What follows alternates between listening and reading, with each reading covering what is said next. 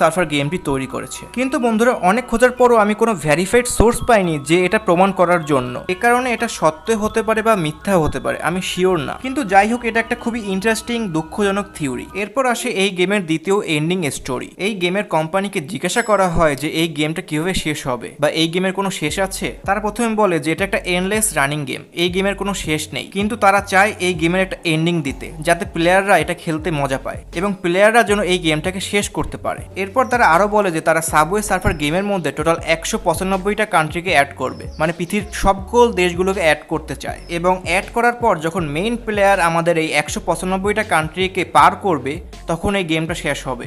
এখন পর্যন্ত 59টি কান্ট্রিকে বা দেশকে অ্যাড করা হয়েছে গেমের ভিতরে, এবং এখনো অনেকগুলো দেশ বাকি। এবং সকল দেশগুলোকে অ্যাড করার পর হয়তো এই গেমের একটা অফিসিয়াল এন্ডিং পাওয়া যাবে। এরপর আসে আমাদের 3 নাম্বার এন্ডিং থিওরি। এখানে বলা হয়েছে যে সাবওয়ে সার্ফার গেমটি টেম্পল রান গেম